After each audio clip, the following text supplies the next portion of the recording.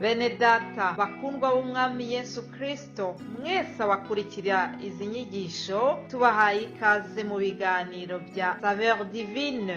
Ibi biganiro mu bitegurirwa n'abavugabutumwa bwiza batandukanye, akaba ari umuhamagaro ugendera ku ijambo ry'Imana byanditse mu gitabo cy'ubutumwa bwiza uko bwanditswe na Matayo ibice 24 umurongo wa 14. Kandi ubutumwa bwiza bw'ubwami buzigishwa mu isi yose ngo bube ubuhamya bwo guhamiriza amahanga yose, nibwo imperuka izahera ko ize. Ibi biganiro mu bikurikira ku channel ya YouTube yitwa SAVEUR divine. Tubifurije kugubwa neza. Imana Data ari nayo so ibaha umugisha.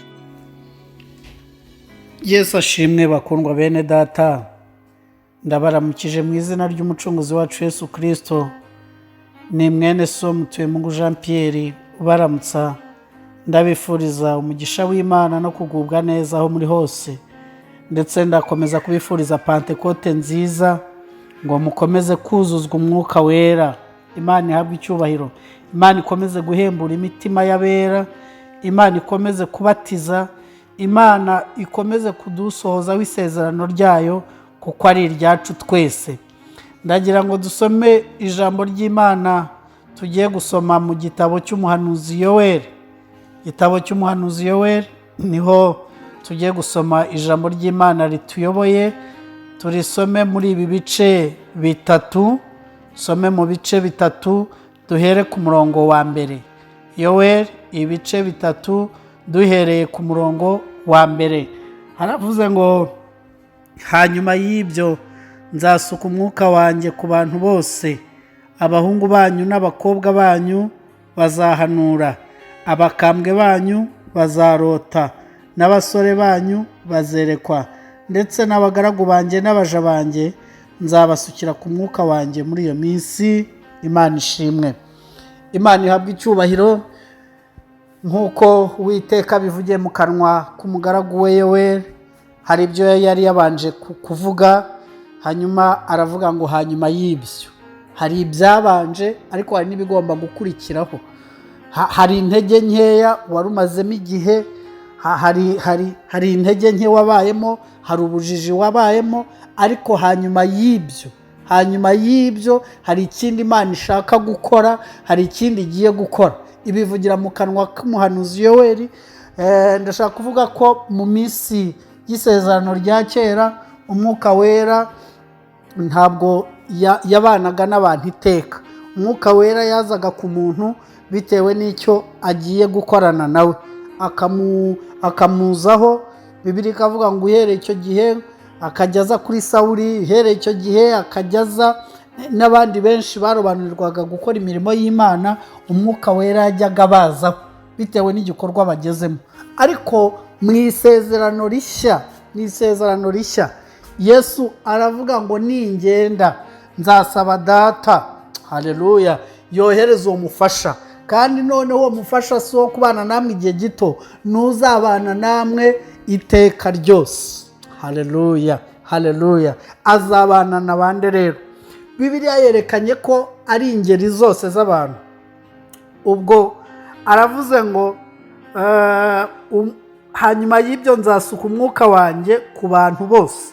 Ni isezerano ry'abantu bose.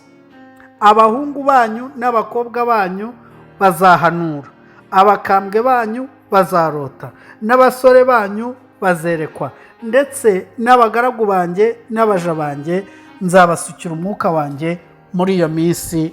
Imana ihabwe icyubahiro. Bibiliya yerekanye ko umwuka wera ari uw'abantu bizeye bose. Imana ishimwe. Yesu yaje kubitandukanya mu butumwa bwiza uko bwanditswe na Yohana arimo avuga iby'umwuka wera. Yaravuze ngo ntibishoboka ko ab'isi bamuhabwa, cyakora azaza atsinda ab'isi abemeza iby'icyaha, ariko kubizera bazabana nabo abayobore mu kuri kose, ndetse ngo azaza kubabashisha imirimo n'iyo Kristo yasize adakoze. Imana ishimwe. Niyo mpamvu ab'itorero basabwa kuzura umwuka wera. Niyo mpamvu ab'itorero bagomba kuzura izi mbaraga, bakazigirira inyota, bakazisaba, ngo ni ukugira ngo Kristo agaragare. Nubwo atakigaragara yambaye inyama n'amaraso ngo bavuge ngo Kristo yateraniye ibunaka, ari i Galilaya, ari i Yerusalemu, ariko agomba kugaragara muri aba baja n'abagaragu be yavuze.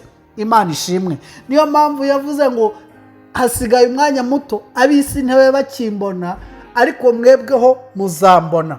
Mwuka wera agaragaza Kristo, agaragaza ubuzima bw'Imana mu itorero.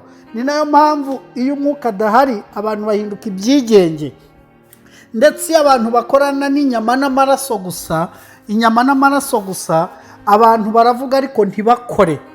Ni ukuvuga ko ubutumwa butarimo umwuka wera buba ubutumwa bw'amagambo gusa. Ariko Yesu aza, icyatumye rubanda rumukurikira bakirengagiza ibyo abafarisayo n'abanditsi n'abatambyi bavugaga bibi kuri Kristo, bakabyirengagiza, nuko bavuze ngo yemwe uhereye kera kose ntabwo turabona umuhanuzi nk'uyu. Kubera iki Yesu yabaye umuhanuzi utandukanye n'abandi babonaga? Nuko yavugaga akanakora. Haleluya. Yagiraga amaso yerekwa. Bibiliya iravuga ngo ntiyabwirwaga iby'abantu kuko yari azi ibibarimo. Ikindi cya kabiri, yabakirizaga abarwayi, akabakiriza abarwayi bamaze igihe bahetamye.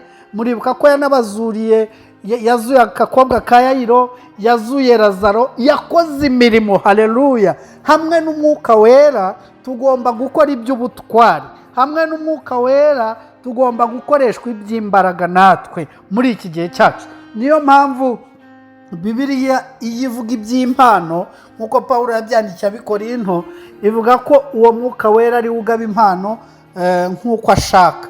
Hanyuma bamwe akabagira abahanuzi, abandi bakaba bungeri, abandi bakaba, ariko uwo mwuka wera niwe ubikora kugira ngo itorero ry'Imana ribe inzu y'Imana ishyikirwamo n'ibintu byose. Uje akeneye ihumure aribone, uje akeneye gukira indwara abihasange, uje akeneye kuruhuka ko mu mutima abihasange, uje akeneye amakuru yo mu ijuru ayabone.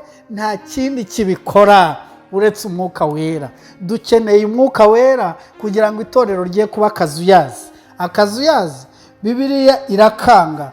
Ni abantu badakonje kandi ntibabire, bafite izina ry'uko bariho ariko barapfuye. Iyo umwuka wera aje aradukangura, tugakora iby'imbaraga, tugakora iby'ubutwari, kugira ngo atuzeho rero ab'itorero n'abandi mugiye kwizera Kristo, tumugirira inyota, tukamugirira inyota. Nubwo ari isezerano ryacu, ariko tugomba kumugirira inyota, tukagira inyota, tukamushaka. Mwuka wera arasabwa, mwuka wera arashakwa, ni impano iva mu ijuru kugira ngo abigishwa bamuhabwe. Byabasabye iminsi 10 bari hamwe basenga bahuje umutima. Ntabwo bishoboka ko ab'isi bamuhabwa, ntabwo bishoboka ko umuntu wuzuye ibyaha muhabwa, ahubwo turabanza tukezwa. Icya kabiri, tukinjira mu masengesho, tukinjira mu masengesho yo kwiriza ubusa, tukiriza ubusa dusaba umwuka wera, tugasenga y'ijoro n'amanywa, tukamugirira inyota. Hanyuma umwuka wera akatuzaho, akatuzanira izo mbaraga, akatuzanira n'impano. Turamukeneye muri iyi minsi, kuko Bibiliya ivuze ngo abakambwe bazarota, abakobwa bazahanura, abasore bazahanura buzuye imbaraga. Imana iguha umwuka wera, uba umukozi w'Imana ushyikije ibyangombwa byose, cyane ko turi mu minsi mibi, iminsi y'ubuhenebere, iminsi y'ubujiji n'umwijima. Ukeneye imbaraga z'Imana ku mugabane wose w'isi utuyeho, kugira ngo ube umugabo wo guhamya ibya Kristo ushize amanga. Imana iguha umugisha, Imana igushoboze, kandi uhereye none ugenda ugira inzara n'inyota byo kuzura umwuka wera. Data nawe yiteguye kumugusukira, kuko isezerano ari iryacu, mu izina rya Yesu, amen.